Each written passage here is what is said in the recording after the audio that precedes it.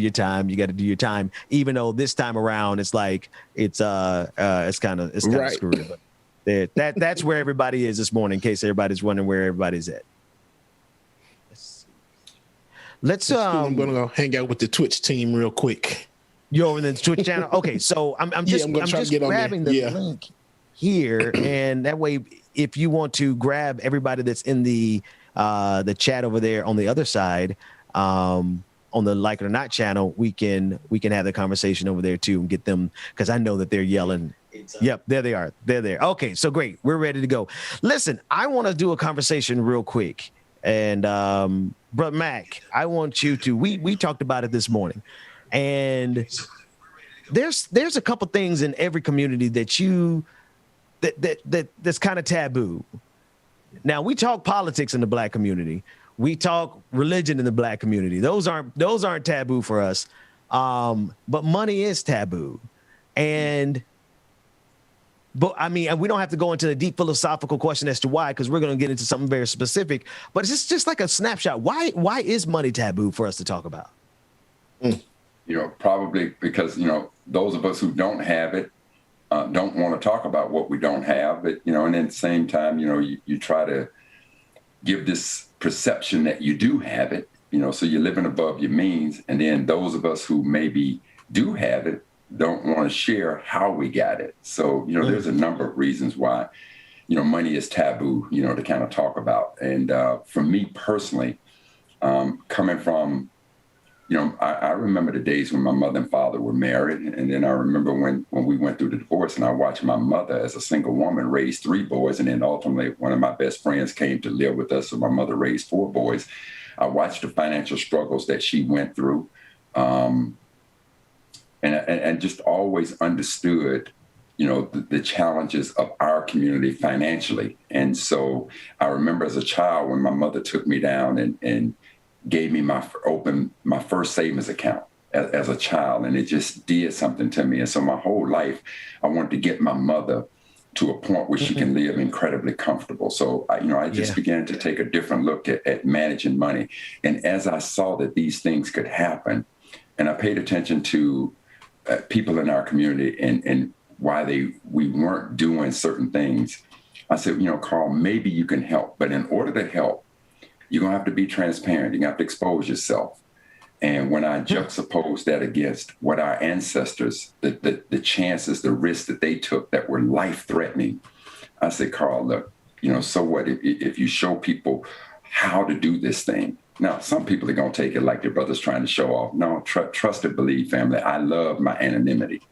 But if we want to talk about holistically helping our community, financially helping our community is important. So I hope for those who are out there that, you can appreciate what we're going to talk about on the investment tip. And if it's something that we're interested in, Ben, I would love, for us on this show to be able to talk about investing a little bit more. And one of the reasons why I so love you, and I want to follow you to the ends, brother, is because I love the spirit. You, DJ, Rebecca, Georgia, David, Dwayne behind the scenes. You all have a beautiful family that is trying to empower our community. Well, empowering our community is not simply totally just talking about, as you stated, politics or religion or police brutality, but it's also how do we as a community, how do we as a people move up in this world, even financially? And, and I'm a simple brother from simple means who happen to do some things that I just don't believe are mystical and magical. All of us can do these things. So I don't mind being transparent about what I've done. And if it can help inspire people and ask questions, I'd certainly like to see us talk about a little bit, about that financing and how to become a little bit more financially stable. I wish, brother, I really wish that I had a constant recorder that's constantly recording our conversations, because I wish people could have heard us this morning. Because I texted you because when Georgia texted me and said that she was sick, I was like, I texted you to make sure I had somebody, because I try to preserve my voice and not, because if y'all let me, I'll talk the whole 2.5 hours by myself and then be complaining about my voice hurting. But I called you, I texted you, and you were like, I got a great idea. It's wild, but it's great, a crazy idea. And we talked about it, and I try to talk you out of it. And the reason I try to talk you out of this, sharing this information, is because money is taboo. And here's the flip side of it. Before we even go into the actual conversation, not to build it up too big, but I noticed years ago, the other side of money is also taboo. Folks don't like to talk. And me personally, when I was on Twitter and I was building my whole, doing a whole lot of stuff on Twitter, I wanted to have conversations about how people struggle financially. I wanted to have conversations about how people live paycheck to paycheck. I wanted to have conversations about, our poverty experiences. And I noticed instantly that not only were other people hesitant about talking about it, but I was hesitant talking about it. And it took us, I'm not even gonna lie, Brother Mac and James, it took us like 2 or 3 days to really broach that subject on Twitter for people to be comfortable enough to even talk about the fact that they had been living in poverty, or that they had been living. I mean, and this is years ago. Like, I'm talking about, I was still living in Boston at the time. So, and I'm not saying that I have that I started that conversation on Twitter by any measure. I just know that in my circle on Twitter, people didn't want to talk about being poor because, I mean, obviously, like, it's embarrassing. It's hard to talk about the fact that you don't have money. And it's weird because on the opposite side, it seems like it's difficult to talk about when you do have money. And both of those extremes in the Black community need to be discussed. Well, and Ben, listen, there is no doubt that our experience in this country placed us so far behind financially. There's no doubt about that. I didn't try to escape that, but, I also believe if you want something you never had before, you got to be willing to do something you never done before. So, I just started doing some things, man. I didn't know what I was doing when I first started. It was over time that these lessons, became apparent to me, and I was able to make some moves and start understanding the rules of the game in this capitalistic society, and just started doing some things. So, yeah, we're going to be extremely transparent because, again, seeing is believing. And I can talk to people about investing all day long, but until you see it, it's kind of hard to comprehend it. And there were some things that, that happened to me from a financial standpoint that, to this day just rocked my world. I mean, even today, I'm humbled by some of the things that, that a brother was able to do. But, I took some wild chances, and I've spoken to people who are in the investment community who manages billions of dollars. And they looked at me and they was like, I can't believe you did what you did. But like I said, if you want something you never had before, you better be willing to do something you never done before. And so we're going to take a look at some of the things that I did. That was just because I'm squirming. James, I'm squirming in my seat. Right. And, I'm going to say something. I don't think that it's one of those things that Black people aren't scared to talk about their poverty or their money situation, because we broke as hell and we not afraid to talk about it. Because I can't admit I ain't got no money. I got to go do this. I got to do that. I got to work 5,000 jobs just to be able to pay rob Peter to pay Paul. That's what Mama and them used to say. So, I don't think it's one of those things that they're scared to talk about it. It's one of those things I think that they don't want to take those risks to start the investment process and find out what it is. And I'm one of those people because it scares me. It scares me because it's just like, if I'm putting my money into one place and then it's just like, boom, what happens if this fails? And now I don't have any money to pay bills. I won't have anywhere to stay. I won't have any transportation. I won't have electricity. It's a lot of stuff that it goes into it. And I think it's a fear thing about it, because I've been wanting to get into investment for so long, because I'm just like, man, I can just put this money over here and let it stack up and I can be secure for the rest of my life. But I'm just like, do I want to take that risk now? And it's like, you're looking at the short term of it, like, okay, I can go ahead and take this little bit of money from this paycheck and I'm going to be broke for the next few weeks. But then in the interim, I'm going to have money going forward and won't have to worry about anything else. But if it fails, then I'm stuck. So I really think that's the outcome or outlook of a lot of people's situation. And James, everything that you said is extremely, extremely real. Your thoughts and what you've expressed is what a lot of people have spoken to me about. And what we have to understand is that there's nothing mystical or magical. It's not going to happen over time, in a day. And that's why I say the greatest relationship, love affair, is not Romeo and Juliet. It is time and money. And so, I just want to show you some of the things that I did. And again, we're going to, I'll give you just an overarching view of some of the things I've done. But if this is something that our folks who are tuning in are interested in, then we're going to dial this thing back and start at investing 101 and just go from there and build up to, how can you get yourself in a better financial situation? So, Ben, I know I sent you some screenshots of some of the investments. Yeah, you sent me some screenshots, all right. You sent me some screenshots. Y'all gonna see why, but y'all gonna see why I'm dragging my feet so hard. And James, I was like, bro, Mac, what are they looking at right here? All right, so go ahead, put that up. So listen, so this was my account, probably back in 2010, right? You should put our reaction shots up. Wait, put us all on screen. I just read it. So one of the things I want you to pay attention to is the two stocks that I was involved in, right? I was involved in two stocks that all of us know about. We know about Facebook. We know about Netflix.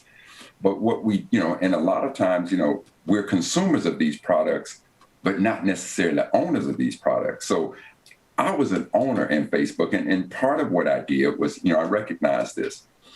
The key to investing is not how much money you have, it's how much information you have, and then your ability to look forward.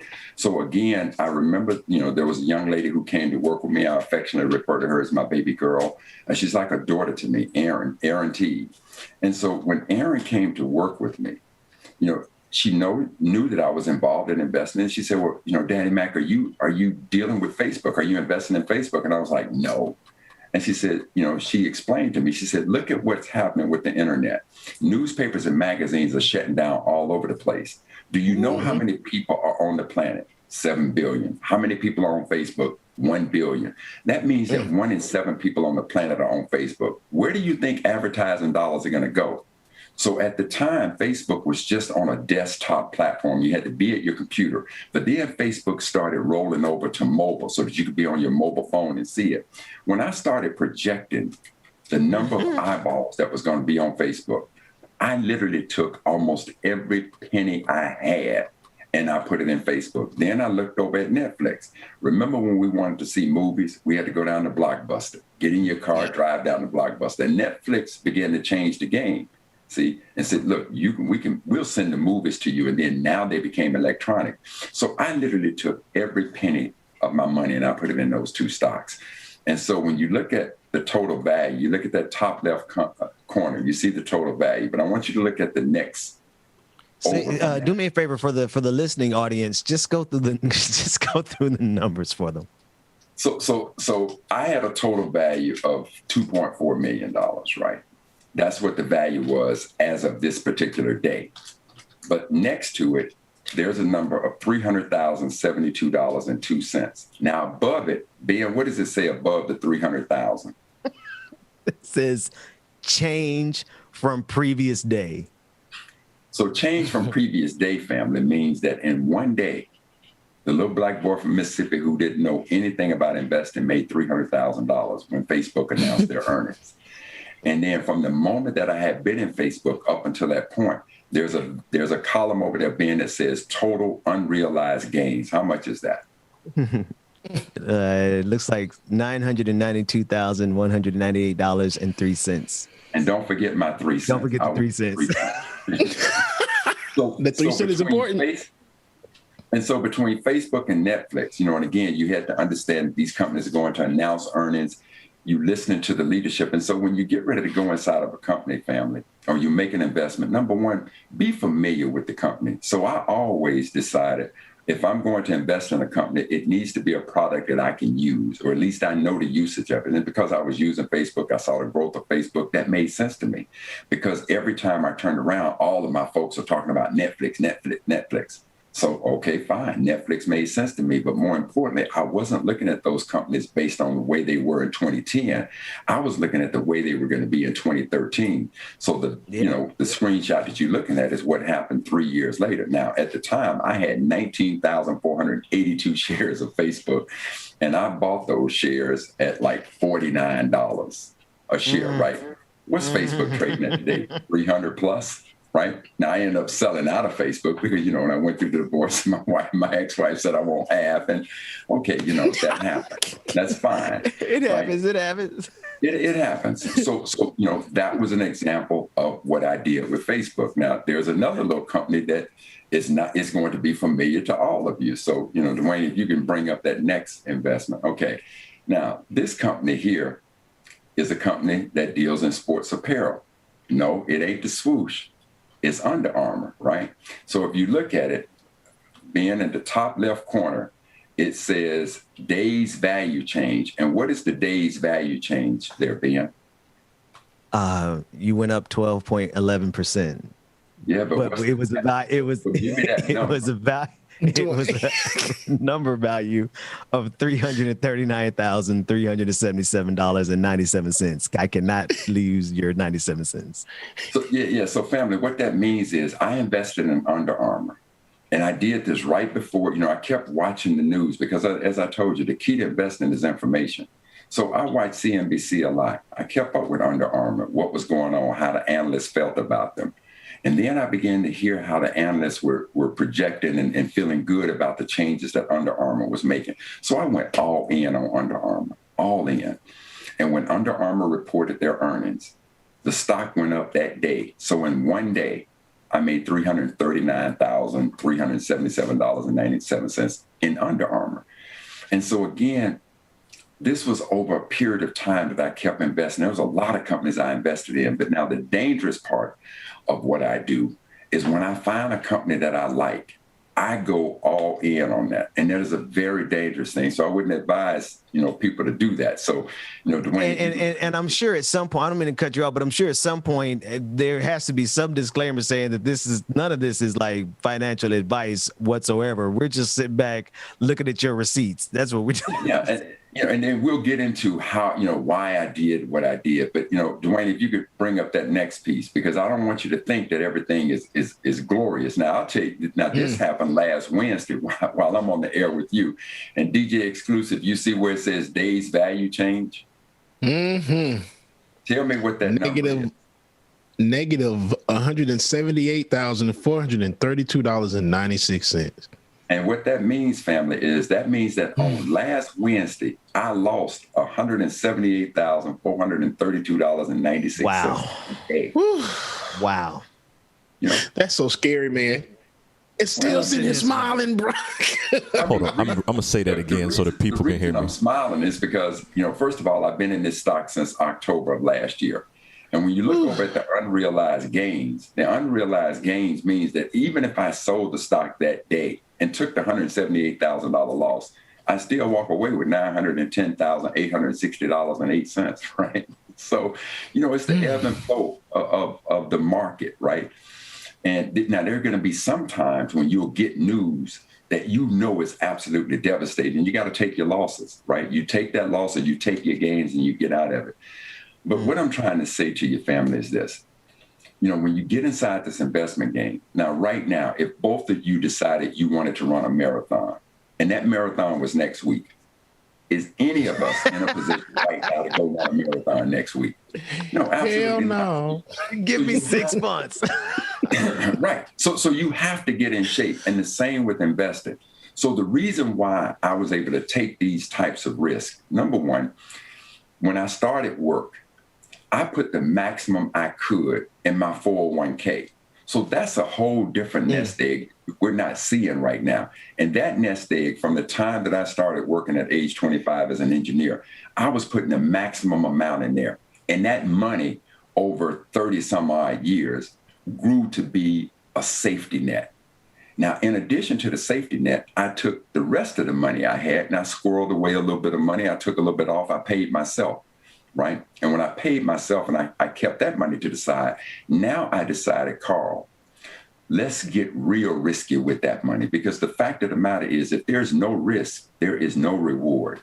And again, if you know that the key to investing is information, you have to learn the game and get in financial shape. So part of how I was able to squirrel even more money away is because I started eliminating all of my debt.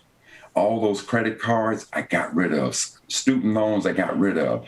Buying a new car? Never. I bought a used car. And when I bought the used car, I paid it off as quickly as I could. So if my debt was almost minimum, now that meant there was more money coming into my household. So now I could take that money and begin to squirrel off even more of that. And now it was about sitting down, watching CNBC and trying to understand what these people were talking about. Because trust and believe, when I first sat down and tried to understand it, it was like a foreign language to me. I didn't know what they were talking about. But as I kept listening, I began to understand, and people were talking about diversification of your investments. Don't put all your eggs in one basket, all the things that my folks used to say to me. And trust and believe, when I tell you, and when I'm showing you this, I want you to understand, my mother knows me better than anybody, my mama. But when I was telling my mama what I was doing, she couldn't comprehend. But when I showed my mama what I'm showing y'all, she was like, good Lord, baby. She's like, sweet baby Jesus. Sweet baby Jesus. James, what was your reaction? Because we out of time, and there's like layers and layers upon layers of conversation that we have to have about this because I got a dozen questions, and James, I know you got a dozen questions, but I want us to do it in a way where we can ask every question, from what do we do when you ain't got no bootstraps, like you got no cash, you can't we spend all our money just to pay for rent. Like I want to have all those questions asked, and we're going to have this part 2 of the conversation. But James, I just want to know, what was your reaction? His mama said she didn't believe it. What was your reaction when you saw that? My reaction, I believed it, but I was just like, what the hell? Been doing this all wrong. And listen, family, again, the thing I want you to understand is, I promise you, it could be done. And it's just over time that I got into these numbers. I also got receipts when I first started, just a little bit, because the key to it is, if information is the key and you could pick the right stocks, right? That little bit is going to keep growing. It's going to get bigger and bigger and bigger. It took me probably 28 years to make my first $1 million in the market. Took me a year to make my next million, 6 months to make the next one, right? Because once that money gets there, it gets going. It takes off like that. But again, government need to go ahead and this is the thing. So, I hope that we can have a discussion where we just start at ground zero and say, based on my situation, tell me the things I need to do to get ready to begin investing. Here we go. I got one for you. I'm going to be your experiment, because I ain't got shit. Ben already got money, Brother Mac. I'll be your experiment instead. The hell Ben talking about experiment. I got you, because I'm at the bottom of the barrel. So yeah, let's go. No, I'm at the bottom of the barrel. Listen. Ben, you at the middle of the barrel, Ben. Hush your mouth. No, I had my hand on the edge of the barrel and grabbed and said, "Get your ass down." And trust and believe, I still think of myself as being in the barrel. It's how you set those expectations. But, some of the things I would say to you is, look, guys, take a look at what debt you have. And we're going to go to a break. Finish that thought real quick, Brother Mac, and we're going to go to a break. Go ahead. Yeah, but, so we'll talk about the debt that we have, right? And then how do we begin to eliminate that debt and what that looks like and what kind of expectations you can have. So, we'll just start at ground zero, man, and we'll just build from there. I like that. Okay. I love it. I love that. Professor, doctor, philanthropist, baller, shot caller. Just a man, bro. Just a man. The man, Professor right. Bag. Hey, listen, I appreciate you. We're gonna go to a break, and we're gonna check in with Rebecca on the break, and we're gonna see what we're gonna be. I know we're obviously gonna be discussing Haiti and a whole lot more. So, like it or not, coming up after this, James, it's in your hand. Good morning again, everyone. Welcome. If you're streaming on YouTube, we want to welcome you. We had some issues this morning because the stream isn't banned on the Benjamin Dixon channel, but it's okay because we're still here on the Like It or Not channel. That's what we got it for y'all. So welcome. We got more on the Benjamin Dixon show coming up, y'all. Let's stay tuned. Like It or Not is up next. No, you just can't hurt me. No, I ain't been right more than I've been wrong. Shout out to everybody in the chat that is checking in on Twitter, Twitch, Facebook, YouTube, wherever you're streaming from. Good morning, y'all. Good to see the family in this morning. Tyler, Ferret, Kev Z, Lou Kang, Brother Chuck Diesel, everybody that is in the building. We appreciate y'all. My mama used to tell me, gotta use you when he ready. Man, it's crazy. Brother said he could have been my cell. It's either prison or a grave. That's what everybody tell me. Man, life ain't a beach, it's a female dog. I'm staying 10 toes down, though. Oh yeah, now I done came through, knocking pictures off you. Cause loving people who persecute you, still be a light up on my path and a lamp under my feet. I know my faith strong, but my flesh still kind of weak. When that Becky P, this is Sticks and Stones by Norman Sands. Excuse me, Sticks and Stones by Norman Sands. May break my bones, but your words can't hurt me. No, you just can't hurt me. No, I ain't been right more than I've been wrong, and it still can't hurt me. No, it just can't hurt me. No. Mark S., good morning. It was not what we said. It was what Donald punk-ass Trump said on a video that we played last week sometime that got the channel suspended, claiming medical misinformation. Not from us, but from President effing Trump. There we go. So yes, but we are fighting that, so stay tuned, y'all. That was Sweetheart, good morning. Mama, good morning. Mama Gwen, love you. Good morning, Pop. Yeah, let's keep it real. It'd be better if we just subtract the fake. Yeah, so be a light up on my path and a lamp under my feet. I know my faith strong, but my flesh still kind of weak. When that victory be looking like the verge of defeat, and I feel like disrespect, help me turn my other cheek and say sticks and stones may break my bones, but your word can't hurt me. No, you just can't hurt me. No. I'm a little bit naughty, I'm a little bit too concerned, but every part of my body is telling me to run away from you. Come a little bit closer, yeah, come a little bit closer, yeah.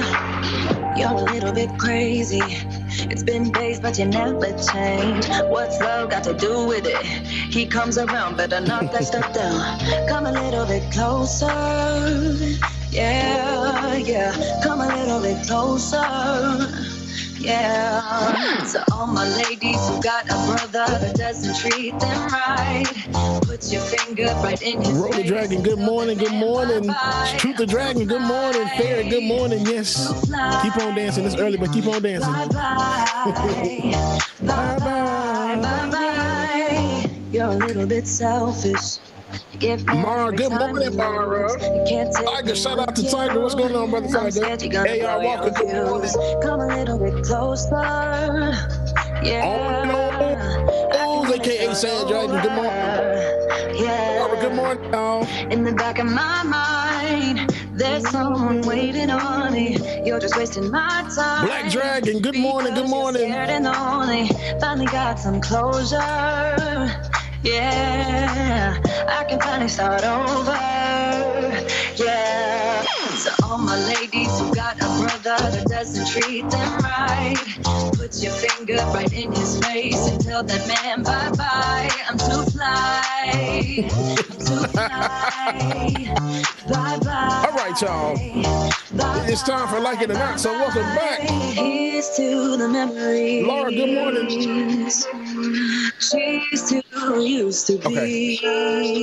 Your friend said that you left me. I'm glad that's what you believe. All right, y'all. Again, welcome back to the screen. Lily Hunter, good morning, y'all.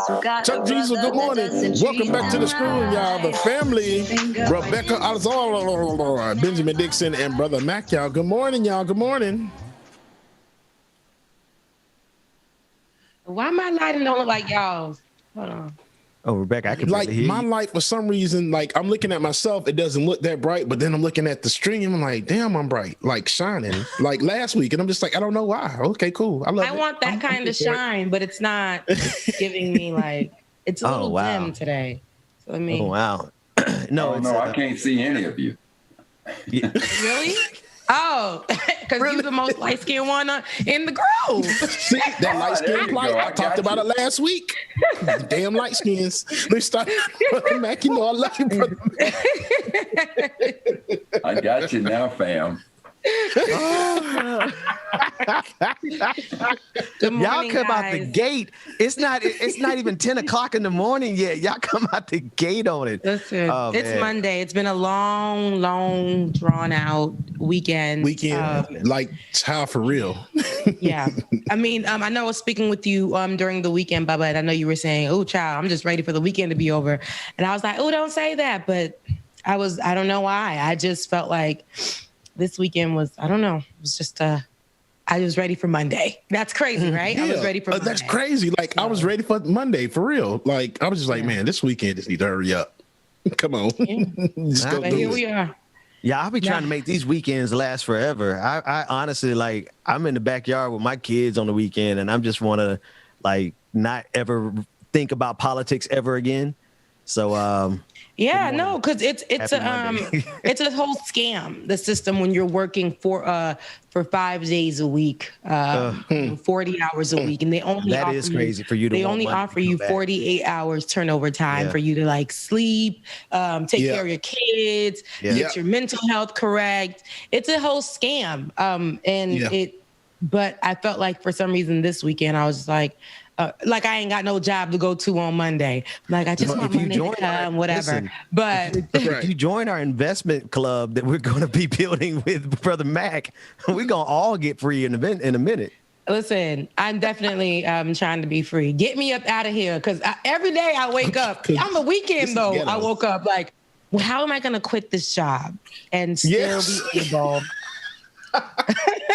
to pay my bills? Because I can't do it no more. I'm pretty much over it. Back in the day, here's a little tidbit about me. Back in the day, I was such a free spirit. If the job did not benefit me mentally, if it didn't make me feel good, I would be like, ooh, I gotta go. And I would leave it because I was more so young, fun, wherever the wind took me, I would be there. And then I needed stability in my life. Then I became a woman's woman. And I was like, all right, girl, you can't be in the streets all your life. You need a home. you need stability for yourself in some way, shape, or form. And, and then I got into the politics of it all, got my master's degree, did all of that, whatever. It was nice. But then, corporate was where I took a break from politics. And they got benefits and stuff. I just I don't like it. I don't like people telling me what to do. I don't like being on. It's really ghetto. It's almost like, for everyone who does it and it's your thing, it's your thing. Some people require that. And I needed that in that particular season. But it is not for me. Just in your tone of email. The way that you email me, if it has any disrespect, I'm going to come back at you in email manner, in email verbiage, with the same kind of, How do you go off on somebody in email professionalism, Rebecca? How does it sound? Like, you got it, Rebecca? Go ahead. No, go ahead, Bubba. Oh, wait, James, I know James has a good one. We'll start like this. This is the email that's being sent to us that I received. Good morning, Mr. Williams. We requested that you do this and that, XYZ. And we also saw that you were working on Saturday or Sunday or XYZ. We want you to refrain from clocking in or doing XYZ. And we want you to be a slave for our system. Okay. And then here it is. And then here's the response. After all of them sending that, I'm going to write back like, are they serious? Because I put in my time 3 weeks ago. I let them know what was going to happen. I talked to my manager. I went to HR to see what the protocol was to make sure that I was following the rules. So my message back is going to be, I don't know where the disconnect was. But as per my last 3 emails, as per our last meeting on the phone at 8:33 p.m. on Thursday evening, we discussed X, Y, and Z. So as it relates to my time off, I will be taking that time off. If there's any issue, feel free to contact me at X, Y, and Z. I apologize for any inconvenience. Rebecca Azor, be blessed. Be blessed. And then they hit you with, good morning, Rebecca. Are you able to meet this morning at 10 a.m.? What? No, I'm on a plane, baby. I'm out of here. Okay, no, not available. My vacation message is set to away, so no. Okay. They give you this time off for you not to utilize it. They give you this time off for you not to utilize it. The more that you don't utilize it, they try to frame it as, oh gosh, this person is a true hard worker. This person, there's an argument going on online. That's crazy with the boomers. No offense, but with the boomers online and with the Generation Zers and with the millennials, saying like, a lot of boomers are on there saying, hey, if you are not working hard as you need to, if you're not losing sleep, if you're not working for free at some point, then your drive isn't there.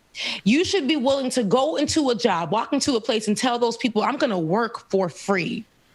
Well, I'm going to work for free. And listen, I remember doing this because I remember being taught this in college, because this was the way that a lot of people thought that we should do things. I walked into a news station and I was like, I'm willing to work for free. That's called an internship. That's called an internship. But even then, you could have did 5 internships. With the more that you had under your belt, it made you more. It made you more qualified. It made you look like you're more of a hard worker. And they were having this conversation online. People were saying, because a certain prominent woman, public figure out here in Atlanta had said it. And a lot of people were like, girl, we are not doing that anymore. And us millennials don't want the Generation Zers to ever go through that, even though they got it a little much easier than us. But we don't ever want them to go through that because it's a lie. You walk into these places. You know how many internships I had with a lot of big name people. And at the end of it, you worked your 600, 700, 800 hours for them. And then they tell you, thank you so much. I hope that you find something that you're looking for. We know that you're going to be great. Because you go in these internships thinking like, yeah, I'm going to do this internship and then I'm going to secure a good job after I do this internship. And it's like, no, thank you for your service. Like I was in the military or something. Yeah. And that's it. You don't give me, you give me maybe a recommendation letter, and then you don't even give me a recommendation letter. You just send my ass back to college that's it. They'll tell you this. Oh my gosh, thanks so much, Rebecca. This is a lot of my time in New York when I lived there. Oh my God, thanks so much, Rebecca, for work. We had no one like you. You've done amazing. Make sure that you email me so I can get that recommendation letter out to you right now. Listen to this.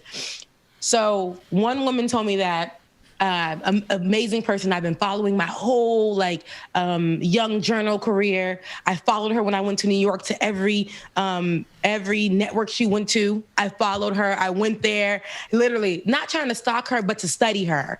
And I did. And then I saw her again in the physical. And I remember that she told me at that point, make sure you contact me. I'm talking about grab my hand before I left the place. Make sure you contact me. And I did. And she never emailed me back. She never emailed me back. But then I saw her again. And it's almost like she tried to run from me. And I was like, it's okay, sweetie. Wow. I now have a job. So we don't have to go there. We don't have to go there. So it's nice to see you and things like that. But they'll say things because it sounds good, or they'll feel like they can do something for you in that particular moment, but then they get to a place and then they go home and you're forgotten about. And I don't want to have to work 6 jobs pulling on your coattail or waiting for you to pass by and say, if I could just touch the hem of your garment. I can't do that anymore. I can't do it anymore. Anyways, I say all that to say that's how corporate people treat people too. Whether or not you're there for whatever reason, corporate needs to understand that some people are there to get a check, to pay their bills, and to, log in, go home. They are not there to overdo it and give you extra of their time so that they can be looked at or considered for a position that they don't qualify for, but you give them the idea that they qualify for. And maybe in 3 to 4 years, they too can be in the seat that you're sitting in, that you got off of kissing ass. I'm sorry. Anyways, that's my morning rant. Free the street. Free people in corporate. Yes, give us free, please. Patreon.com/like it or not. Oh, man. Yes, for everyone. Oh, yeah. And we're watching off of our Like It or Not page because We had a little struggle. Down, man. They took us off. Somebody's hating, I feel like, because ain't no way that this happened. Somebody's straight hating. Somebody's hating and got us off of the main channel. But if you are here, head over to patreon.com if you haven't already, and definitely secure your spot to get us free. So fam, let me just give you a different perspective on those same situations. I know when my mom worked at Packard Electric, was a division of General Motors, and now she's training people. You could see manufacturing leaving this country, right? And so I grew up a whole different mindset of work. This whole thing of work till you can't work no more and show everybody you're working harder. I grew up in a mindset of work harder, not smarter. I know people who put in 12 hours a day and they still doing the damn thing wrong, right? And then a job for me wasn't the end. It just wasn't. That job, from the day that I dreamed about this aspect of my life, that job was simply the end. It was the means to get to a different end. For a lot of us, that job is the end. And so, we struggle financially with it, but it's so many ways. We just have to be able to change our habits. And so, one of the things being in family, when we talked about it earlier about the investments, I want to tell you, when I first started investing in me, I remember when my mother, when she took me in and I opened up that savings account, I was putting $1 a week in there as a child. And I remember in the early 70s or late 60s, I was born in 62. So, I may have been 9, 10 years old. I remember thinking, so Mom, if I put $1 in here every week, at the end of the year, I'm gonna have $52. She said, yeah, baby. For a 10-year-old back in that time, it was a big deal. So the groundwork for savings and doing things a little bit different, it resonated in that with me. So even though my mother didn't understand what I do today, I give my mother all the credit for setting the seeds in my mind of just how to deal with money. And so the same thing, I watched. You knew that this corporate world didn't care anything about you. They wanted all the loyalty in the world from us. But then let them come up with issues. They will not hesitate to terminate us to do what is necessary for their stakeholders. So once you begin to understand that game, okay, fam, if that's the rules of the game, I didn't make the rules, but I'll play by them. We just did things differently. So we could do things differently. Rebecca, hang in there. EJ, Ben, we're going to get there, fam. We're going to get there. Every day I'm trying to hang. It's a thread. I'll buy a thread. It's a thread. I'm hanging. On God. I will say this. That's all that matters. We hanging. I will say this. Y'all remember the movie ATL? When the young guy who had been working real hard and he was working at the golf course linked up with the older guy, the more established rich older guy. Y'all remember that scene in ATL? In ATL. Yeah. It's been a minute since I've watched, so yeah. That's a classic. You've seen it though, right, Rebecca? Yeah, I've seen it like 5 times, but it's been a minute since I've watched. All I remember is something about my mama house. Everybody needs. I was just going to say, everybody needs to have that rich uncle that you run into at the golf course, and then we'll find our way how to get off this corporate overlords you guys still have. So we're gonna make it. Like I like the confidence that Brother Max says we're gonna make it with. The wink wink confidence. I love it. Yeah, I'm making an OnlyFans tomorrow. I'm just kidding. Child, I already made mine. That's I'm kidding. OnlyFans.com/ let me stop. They making money out here in these streets. / like it or not. Is that what you about to say? OnlyFans.com/ like it or not. There we go. Well, we give you more exclusive content. More exclusive content. New videos every day. Anywho, guys, what's in the news, Ben? Oh man. My God.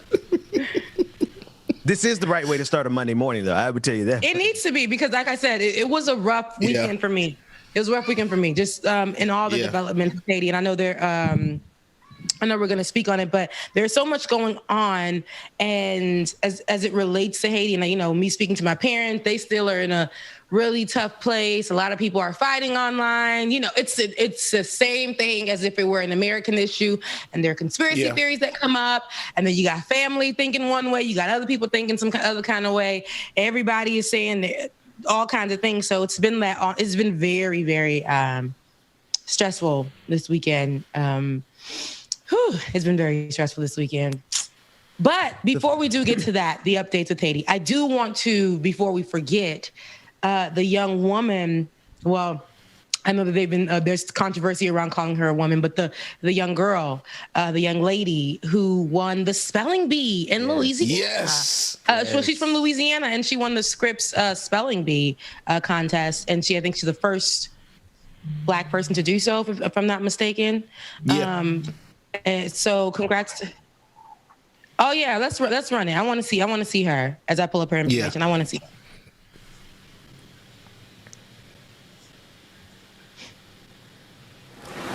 That is correct.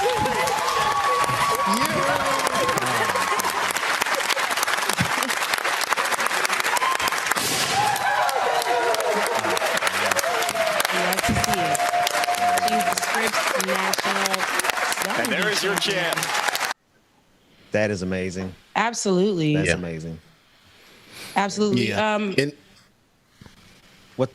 Her name, she has a beautiful name too. Her name is Zayla Avant-Garde. I think that's beautiful. I think that's so Louisiana. She's a 14-year-old from Harvey, Louisiana, and she won the 2021 Scripps National Spelling Bee at Disney World. And this was on Thursday. And I know we had so much news going on. We didn't get a chance to cover her, but I want to let you know, Mama, I see you. We see you. Okay. Yes. Her winning word was Mariah. I hope I said it right. I'm pretty sure she said it better than me because she spelled it better than I could. It's a classification of citrus trees, and Zayla became the first African-American winner in the tournament's history, y'all. Wow. That's in the dope. history of the tournament. And since she's not only been celebrated for historic win, but she has also received not one, but 3 full ride scholarships since then. Did you guys look at her? Amazing. And not only is she, that talented, she, with no less than 3 Guinness World Records tied to her basketball skills as well. She's the top player in the competition. Yes, she has basketball skills, y'all. And there's a video of that. I wish I had that. But she, 3 Guinness World Records are tied to her basketball skill.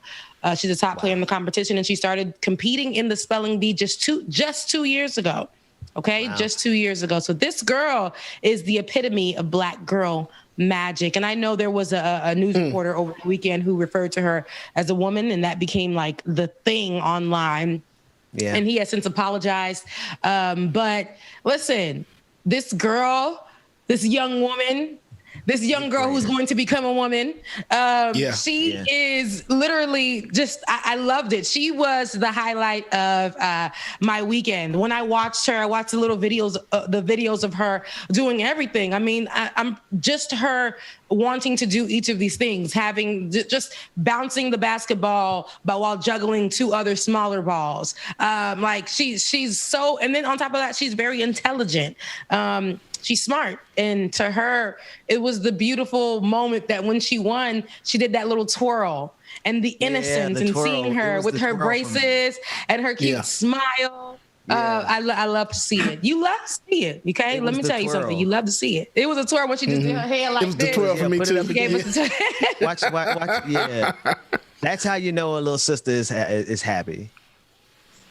Ben and Rebecca, it reminds me too of the first time we saw Venus and Serena win Wimbledon, and they did the return, right? Mm-hmm. Same type of joy and excitement.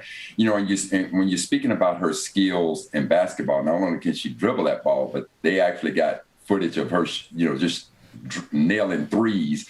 And I heard that UConn, and anybody that follows women basketball know that UConn is just an absolute powerhouse. And UConn came after her, from what I understand, with a full scholarship. But I believe that she's electing instead to go to Harvard.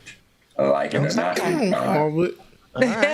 That's all right. Look, that's all right. Look, wherever she goes, I'm pretty sure she's going to bring her Black girl magic over there and infiltrate whatever white institution that she may or may not choose. We'll just put that out there. And she'll get, did you guys see this girl on the unicycle bouncing those? This girl is like, madness. This is beautiful. This is iconic. But there's one that she's standing on 2 basketballs and still dribbling though too. In this clip, if you watch, she's standing on the balls and still dribbling. That's like, look at this right there. And she walks with them. And they're different sized balls, no less. But fam, the bigger lesson I think we ought to take from that is this. Be it athletics or academics. Obviously, this ain't the first time that she did any of those things. She put in work for that. Yes, she did. And so yes, she did. I don't care.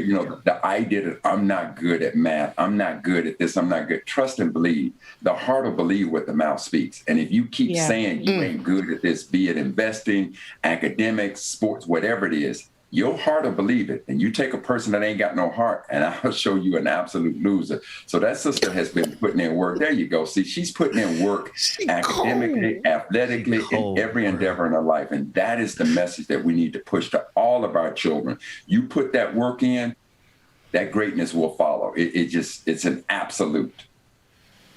It's absolutely what you said was right there. That's a word, though. Your spirit doesn't know the difference. So when you speak out things or whatever to yourself, now your spirit is going to pick that up because you said that. So you got to start literally putting out work to what you want to do. And whatever she wanted to do, you can tell she put her mind to it and she told herself she could. And the fact that she wanted to do it, it's the more work that she put into it, the more drive that she has. It's great. And then her parents, I actually saw her father, who was just a proud papa. He, you can tell he's encouraging her and whatever she wants to do. Like, I'm pretty sure people are going to look for her to be maybe an NBA player or, and they probably limit her in that box, but she doesn't put that box for herself. She said, listen, I'm also somebody who knows how to spell. And I know I'm going to challenge myself to be a better speller. I'm going to challenge myself to win the spelling bee. So there's no box for her. And that's what I see. She didn't allow anyone to place her in a box, and it's beautiful. And and having supportive parents who understand that also. And also, man, I can't wait to have. And we have to recognize this as well. It's one thing to speak it, but biblically, what does it say? Faith without works is what? It's dead. It's one thing to have faith. It's one thing to believe it. It's one thing to speak it. But that little sister is putting in work in each and every endeavor that she takes on. So you're right. Yes, you don't put yourself in a limit. That's powerful. Even in my life, people have tried to say, well, he's an engineer. So if he's an engineer, this is what he is. No, I am all. ALL. I get it all. I want it all. I'm taking it all. I claim it all. Brother. You better say it, Dr. Mac. You better say, like it or not. Like it or not. That's how you know. This is how you know journalists are not the best spellers, because I want it all. I was thinking AWL, like I want it all with the accent. All AWL. All. Oh man. Oh. And I know she had a great weekend this weekend too. I think she was at the ESPY Awards as well too. So she had a great weekend this weekend. She deserves. Awesome. She deserves. So Zayla, she deserved it. The last time we saw a young sister like that just captivated us like that, and it was the young sister who pitched in the Little League World Series, Monet. Oh yeah, Monet Davis. Same type of thing, So I forgot how is little sister. Keep rocking. Yes. Come on, Hampton. Look at that. Come on. I mean, it wasn't FAMU, but it still is an HBCU, and that we can be proud of. And that we can be very proud of. Oh, snappity snap. Hell Wildcats. Yo, you know what? We're supposed to have Brother Chuck Modi on, and it is 100% my fault. With the whole thing with YouTube this morning, that completely threw me off. So we can still have him on if he's in the room. But Chuck, if you're watching, I'm gonna take care of that via Twitter. Go ahead, Rebecca. No, I say we can still have him on if he's still in the room. Where is he? Did he check in? Yeah. He said. I want to talk about this whole YouTube thing. How in the world could obviously you're talking about that algorithm working, right? So it is hard for me to imagine that somebody at YouTube could look at Like It or Not or On the Clock and figure that we're putting out some type of poisonous hate, something that puts us in YouTube jail. The fuck is that all about? Facts. I don't like when y'all be upsetting my Dr. Carl Mack, but listen, I agree with it. We talk about this all the time. We talk about this all the time here on the show. We've even had people come and try to break it down for us. And we don't get it. We don't understand how our channels, and I'll say channels of color, people with that lead channels of color that are led by people of color, these channels on YouTube, we get hit the hardest. But if you go on these other YouTube channels where they're led by white people, Caucasians, and they're talking about the same exact content. They've mentioned it. They've probably played a video or 2 or 3 that is questionable, but they are still up and they are getting monetized off this content. Yeah. We have been throttled. We worked for, a few years ago, Ben and I, we worked for a, very liberal independent news company, and it was white folks. It was led by white folks. Everything we could literally post up. I had to say it like that. I don't know if you still connected to them, Ben, but everything that we posted online, it would be like a story that I did right now could go for like 10,000 views in a minute, maybe like 50,000 views by the end of the day. It could be any one of those things, right? And we're doing the same exact thing today. We're being throttled. Guys. There's nothing that seems to be working for us. And the crap that they did was all like, I feel like outside of the news that we did, it was satire. It was like just stuff to get people going and I hated that. Upset. I absolutely hated it too. But outside the news that we were doing, that's what it was. And I bet you if they did come out today and decide to go back with that whole platform, they would have won. Now, I don't know, why it happens to people of color. I don't know. Well, I do know the system is racist. The system is racist here on social media. The system is racist when we go to workplaces. It's always going to be racist. It's always going to choose for some reason for white folks. It seems more convenient. It seems more easy. It seems more likable when white folks give the information, whether it's about us too. Because no offense. I don't mean to cut you off, Rebecca, but that's because you said a mouthful. I mean, honestly, there are people who do the same exact stories that we do, and they love to hear from somebody who's not black. The algorithm prefers that. We get flagged. I got a video on Facebook. Ain't no better. I got a video on Facebook that got 5 million views. I didn't make a dime off that video because it was discussing race. Right? Wow. They throttled us across Facebook, YouTube. It doesn't matter. If you discuss race and you are a black person, you will be flagged. You will not be able to monetize it. And I don't know what this is about this morning, while we're not live on YouTube on my channel. But when they decide to pull the plug on you, they pull the plug on you. And then that video is because it was Trump punk ass, and I'm just like, it's not even anything that we said. It was because of his video that I'm sure has been played on YouTube on several other people's channel and probably hasn't gotten flagged at all. But they're gonna flag us. Ben, who you been pissed off, Ben? I don't know, man, but YouTube is our biggest audience by far, and we're gonna play it back for you guys because we want to make sure the community. But that does open up to a larger conversation about the way that these social media platforms work. Because trust and believe, I can post a picture of my family or something, just going on personal, but the moment that I post some of the important topics that we're talking about on the Ben Dixon Show, I post a picture that's got 800 likes. All of a sudden, I post "Tune in to Ben Dixon," 26 likes. All of a sudden, and then my people will turn around and say, "Hey, Carl, I never saw it." So those algorithms, the way that they're working, and then they want to come out and try to talk like they're trying to be inclusive, they're trying to be open. No, I don't know quite how those algorithms work, but I guarantee you, we got some black intellectual minds that can talk about exactly how they're working and how they're trying to squelch our voice on this and then participate in this capitalistic social media society. So, we just got to, put the pressure on and keep hammering down. But this nonsense they did, again, I come in this morning, I want to have a nice intellectual discussion. I want to talk about investing, and they fucking piss me off. And we're dropping it again. So Facebook, fuck you, like it or not. Fuck you. Listen, it's all right. It's good. It's all right. See, this is why it's so messed up because this is where the the penalty fee, you send up a super chat for every time we cuss. It's a but we can't even do that because we're not live on YouTube. So thanks a lot. We're not live on YouTube?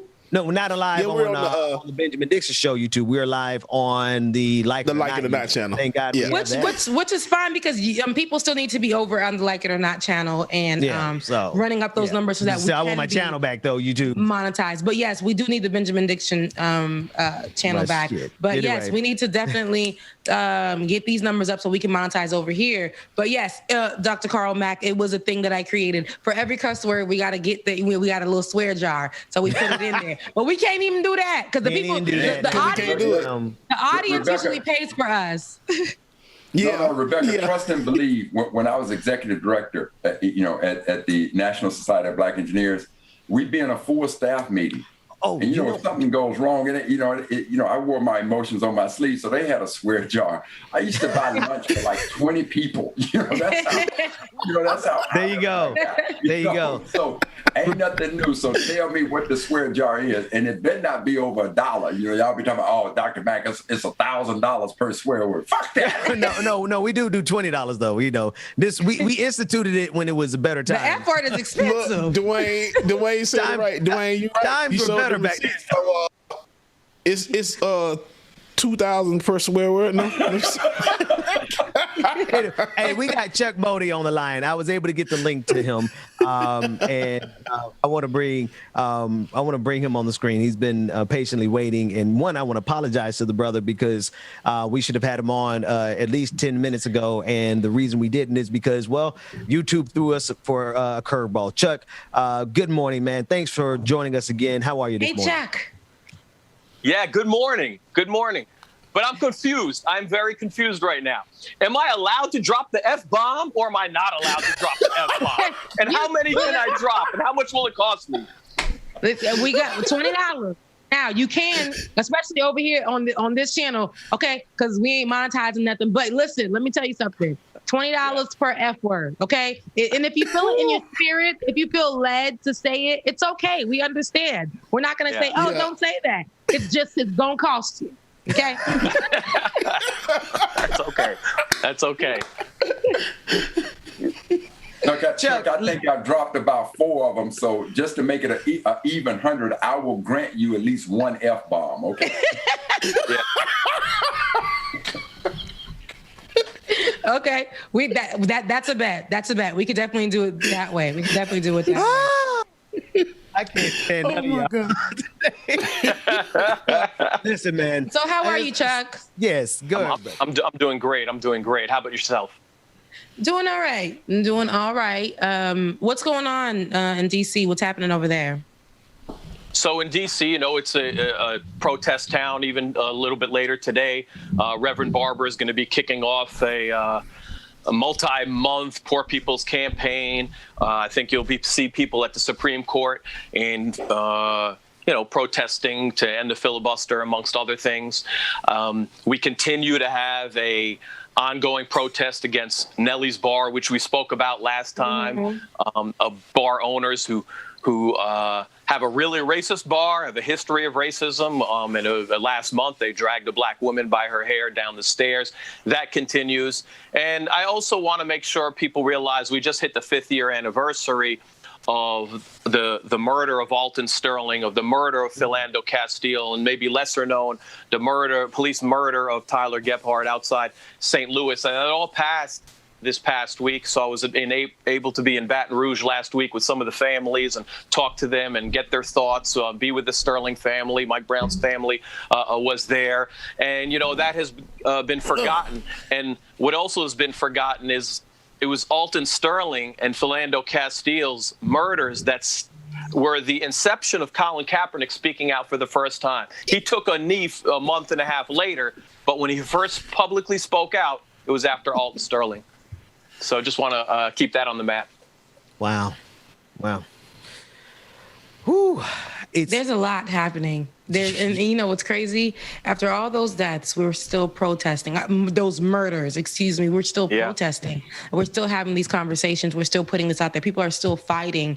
And because when they fight for one, they're fighting for all. And we're still fighting for the justice of Breonna Taylor. Like, I was thinking about that the other day, sitting back, and I'm like, damn. Around the time of George Floyd, we had Breonna Taylor's murder as well come up, and we were saying, say her name. And I was sitting there the other day, and I'm like, dang, it's still like days that I just sit here and I think that there is no justice. There has been no justice for her and for a lot of other people who've been murdered. And that's crazy. That's crazy that we're still, when is it going to stop? I don't think ever. But, ever. You know, and I think that we're still going to be constantly in the streets fighting for more than just accountability. Because I know that's what we've seen in these recent days with some of these police murders, or these police murdering people, black men, most of all. But it's what we've been seeing as reprimand for these police officers, for these murderers, is just accountability, pretty much. And so I don't know. The more that we protest them, I think something will change. I think the more that we stay on it, the more that we stay in these streets, something will change. That's how we got accountability in the first place. So, and speaking of continuing to protest and staying on the streets, tell us about the restaurant and bar Nelly's, because again, we know that they've had a legacy of this type of behavior. And so help me to understand, because, when I saw the footage, it was so many Black folks who talked about previous episodes at this particular bar, which befuddles me as to why we still patronize the place. So give us some insight into that whole mindset. Well, so this is really interesting, and I love these particular protests because they're very targeted in a way that you could have tangible outcomes. So Nelly's Sports Bar, about a month ago, a woman named Keisha, she was dragged by her hair down a flight of stairs. And since that time, the day after, there were protests outside that bar, and there have been protests every week. There was supposed to be one again this Friday, but because of the pouring rain, they turned it into an online event. It was a storm in D.C.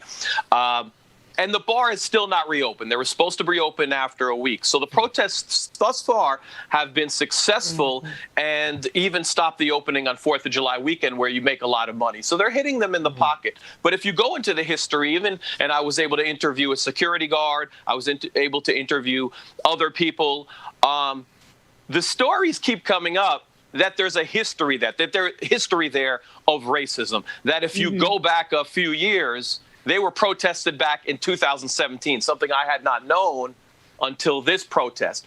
And within what's interesting, you start to post this on Twitter, and everybody under your Twitter says, oh, yeah, I know they're racist. And this is particularly a gay bar. And so you have also a situation that there's really no safe place in D.C. And what has come out of that are other bars that are being talked about that are historically racist. People were bringing up Wonderland Ballroom to me. So I think the ultimate goal is, if you're going to be racist towards Black people, we're going to shut you down. We're going to remove your dollars, and we're going to find some new establishment, which is a little more difficult when you consider the gentrification that has happened in D.C. over the last 10 years. And Chuck, if I'm not mistaken, that bar had the audacity to have Black Lives Matter signs up in the bar, if I'm not mistaken, correct? Yeah, outside the bar. You were not. A banner. You were not. And a lot of people took exception to that. Like, take that out of your window. And it's funny because what we've seen in D.C. many, many times are Black Lives Matter signs, but racist behavior, to the point that the Black Lives Matter signs are being used as a shield by people who do not believe that Black lives matter as equal to white lives.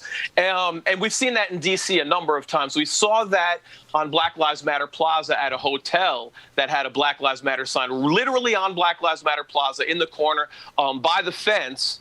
And when people were protesting in tents and using their outlet so that they could plug up their phones and plug up their other devices, because there was about a 2-month time last summer where people were out there in tents, the owners came in and pulled that plug out and said, you can't use it. And then what happened is the protesters said, if we can't use it, why do you have Black Lives Matter sign in your window? So we've seen this. Now, do we know who the owners of Nelly are? Have their pictures been posted so we know who? Tell us a little bit, because I have no idea who these folks are. Well, his name is Doug. His name is Doug. I'm sorry, but his last name is escaping me. But on one of the protests, the protesters marched to his home. One of the early protests, which is not far away from Nelly's bar.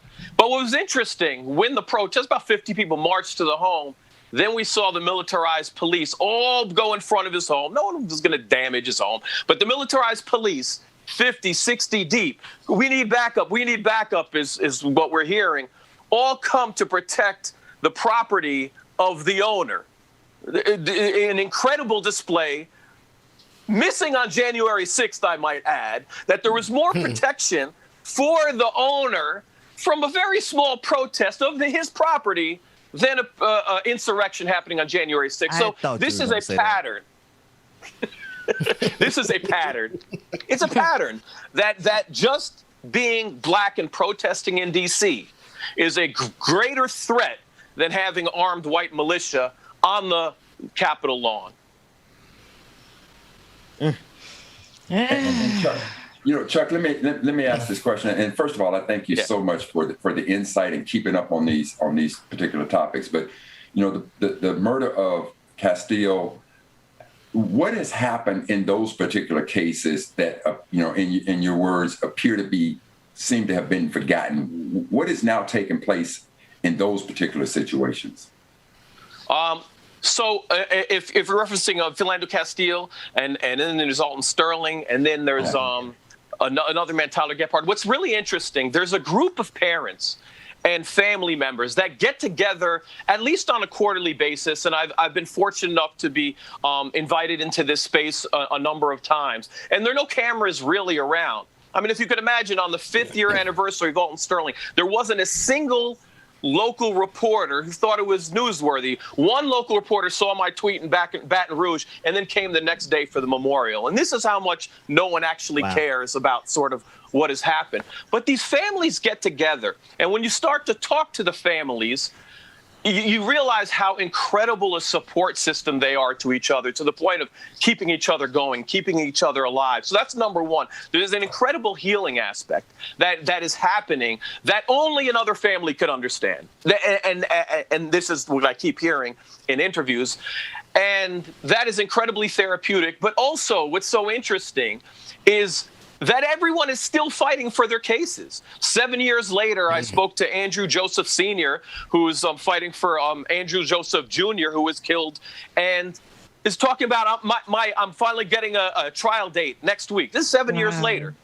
LaToya Howell, the mother of Justice Howell, who was shot in the back on the same day Walter Scott was shot in the back, is still fighting to reopen her case. So you keep hearing this story of trying to fight for justice. And we all saw the Alton Sterling videos, how that execution, I mean, this is not something that, reasonable people could disagree about.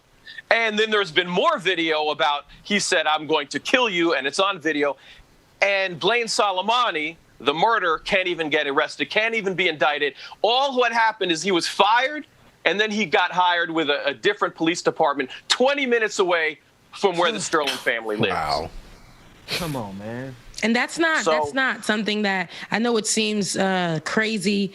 I know it gets our blood boiling, but that's not something that's uncommon. Usually we see a lot of these people get a slap on the wrist. We don't know where they disappeared to, but they still on the job. They still, some of these police officers that have some kind of relationship to the incident, that been a part of the incidents, bystanders in the incidents, they literally will just quietly leave this police force in this particular area, move on with their lives here in a different town, and we don't hear anything else of it. A lot of these cases, like you said, are closed, and all we know is that these names are a hashtag, and this happened in some year at some point in time, and the cases were closed, and that is it.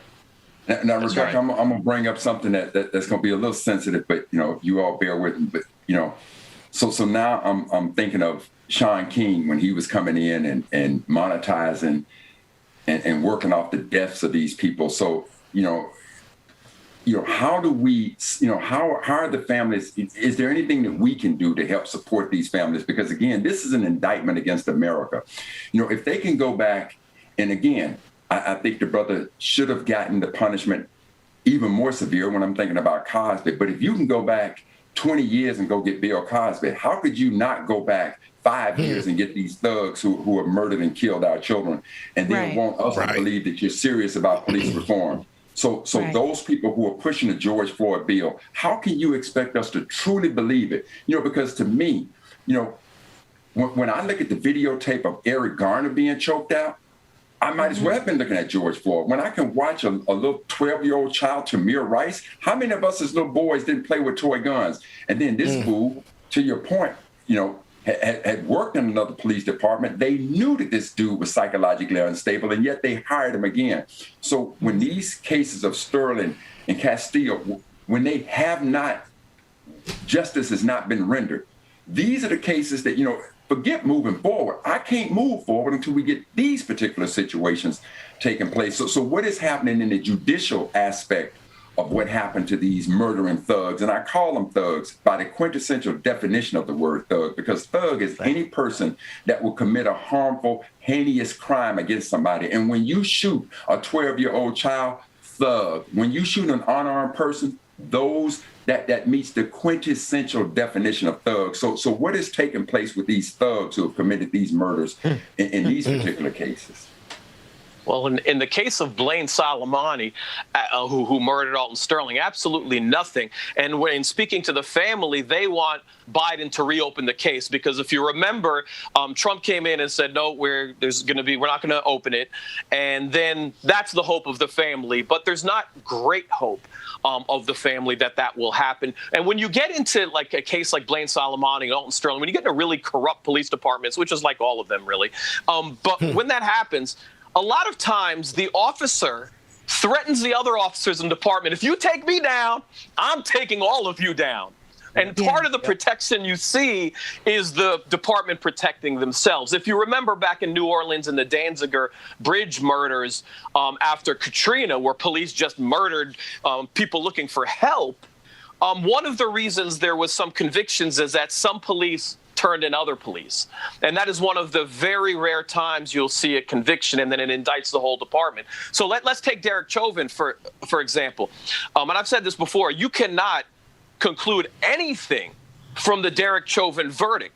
The only thing that you can conclude is if there's a 9-minute torture video, if there is an international uprising, and if you have other police officers come back and testify against Chauvin, then you might get a conviction that is not as bad as a black drug dealer. Mm-hmm. And that point is so salient, because again, I remember when we were in the midst in Seattle of dealing with the murder of Robert Thomas Jr.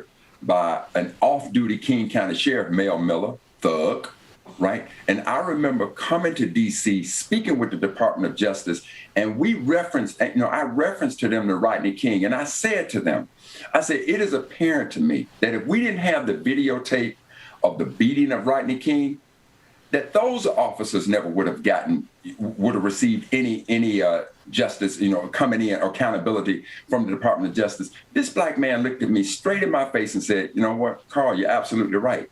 And I said, okay, then from that point on, maybe every time we have a situation like this, maybe burning the damn place down is what we do, because people cannot understand this rage that we have, because this is what we have been dealing with over and over and over again.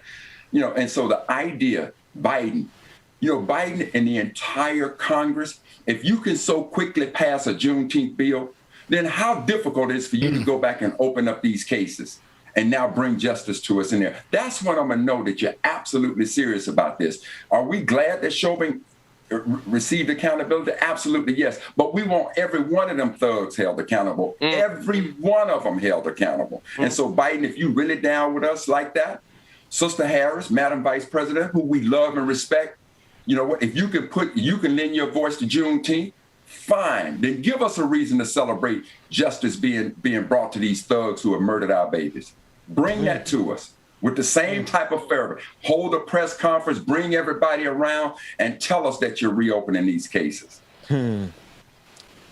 Yeah, you're gonna see a lot of that. And your point is right. The DA Mike Freeman in Minneapolis did nothing after he saw the Derek Chauvin videotape. And not only that, before that tape came out, they said he died of medical injuries. Yes. Very similar to Walter Scott. If you remember in Walter Scott, the videotape came 4 days later because the person who shot it was worried for their own life. So they waited to do the video. But in between, they put out a police report packed with lies, packed with a conspiracy, where they both said that Walter Scott was going for the taser. So we know what happens when there's no video.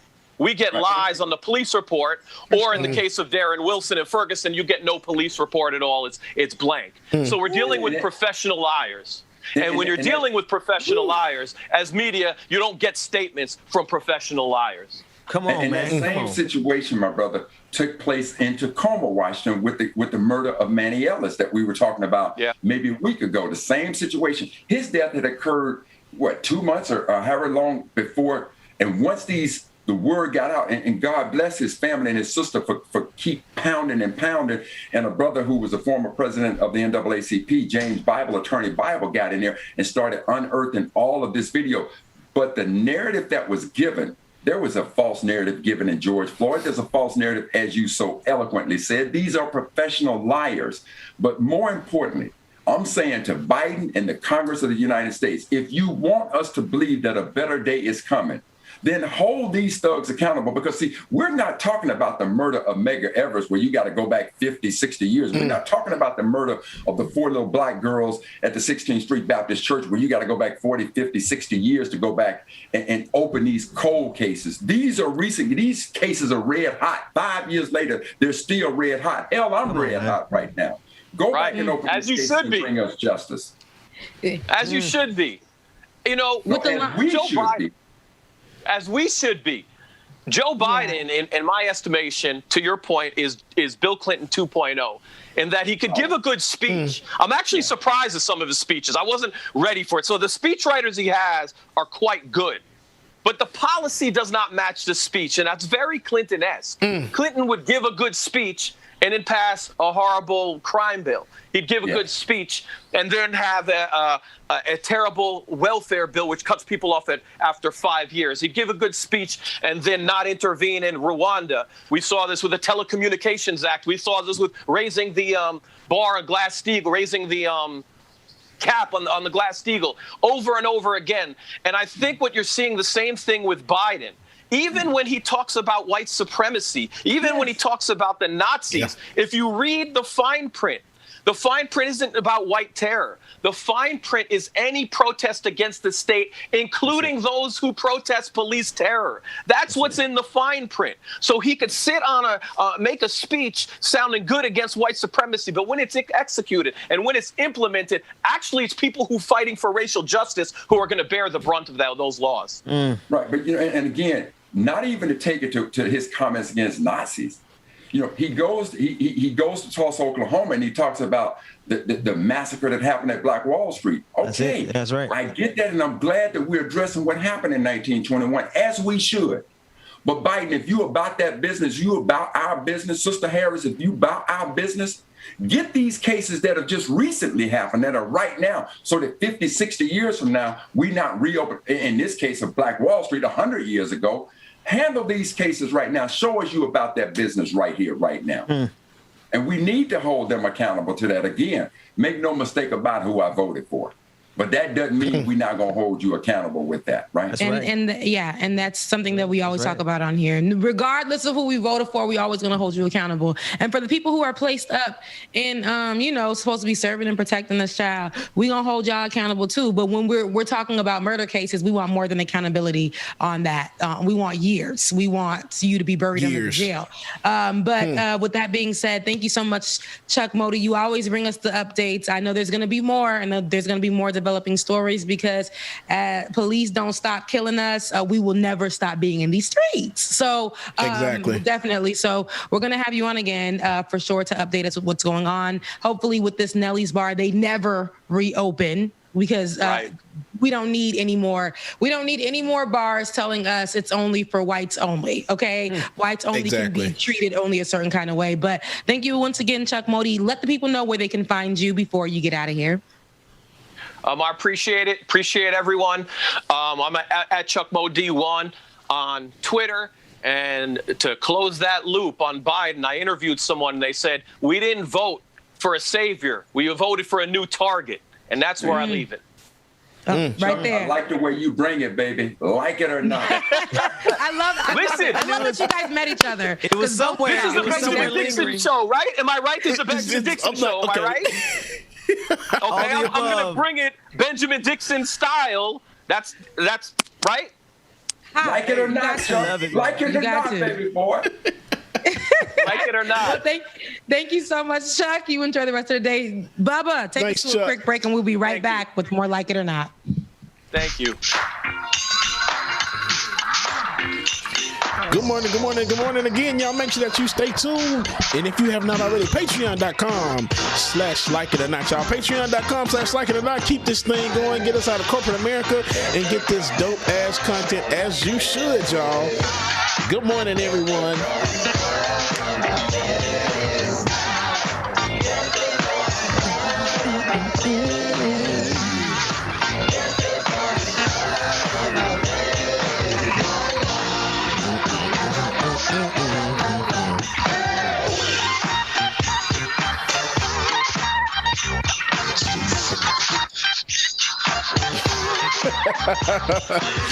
Ben, love him some funk music. Hi, Sarah. Good morning. Y'all, my niece is in town for the weekend, for the week, and I am so excited. Good morning, Sarah. I love you. Uncle loves you. Kinga, good morning. Tyler, good morning, y'all. Nat A, good morning, y'all. Roller Dragon, we appreciate you. Purple Rain Hearts. Mara, good morning, y'all. Ow!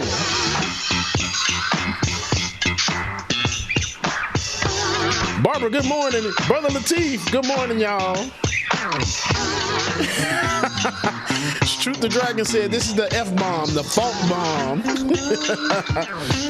Justice Draconis, good morning. Mark S, good morning, y'all.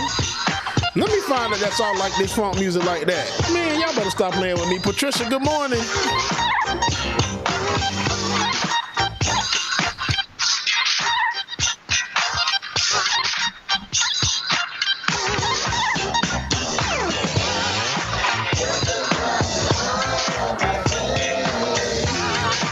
S-Till 2008, good morning.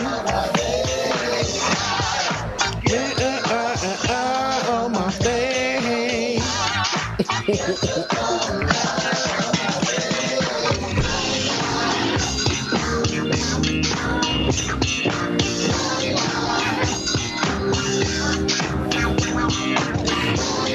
Magdalene Moon, good morning.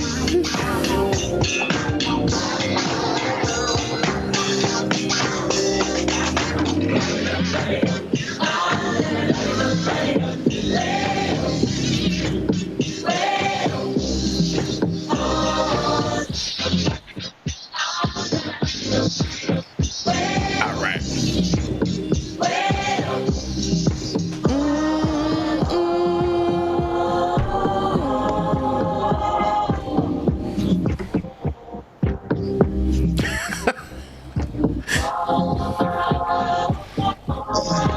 All right, y'all. Welcome back to the screen. Rebecca Azor, Benjamin Dixon, and brother Carl Mack, y'all. Like it or not. 10 toes deep, I'm a child from the turf. I never switch sides. Like, even when I die, I'm a ride for the squad. I need to go to a concert. I mean, even though I was just recently at a concert. Welcome back to Like It or Not. But yeah, I was definitely, I told you guys I was at the Anthony Hamilton concert. I think I would love to just see Jill Scott just do her thing. That's the mood that I'm kind of in. Seeing Jill Scott and just like Jasmine Sullivan. Oh gosh, just yes. like in a candlelit night, but outside, you at the park and you just, like picnic. So anybody who's watching me now, who is interested in taking me out on a date, please think about that, because that would be, that'll be a great date. But I digress. Brother Latif said Erykah Badu. Oh my God, that's like Erykah Badu. She's supposed to be coming into town. She's supposed to be coming into town. So yeah, for a reschedule. Rebecca, let's concert. Go. Well, okay, let's go, Bubba. Say no more. We're out here. Let's go. Okay, we're vaccinated. Yeah, let's go. Wax and vaccine out in these streets. Okay. Wax and what happened? Look, Dr. Carl Mack. Oh, he got the camera issues too. Oh, like me and Bubba be having. Right. There we go. And he get the issues too. Yeah. He got the issues too. All right. So I just wanted to give you guys a few updates. I know that so much has been going on in Haiti, and I'm just going to give you guys a few updates because there is so much news still currently developing. And these updates are coming from the Miami Herald and the Haitian Times. So a Haitian doctor with Florida connections has recently been arrested as a leader in the Moise assassination plot. And he's a very big, and this is Dr. Sanon. He's a very big leader. Even I know his name in South Florida. And they're saying that he was actually one of the people who led for the assassination.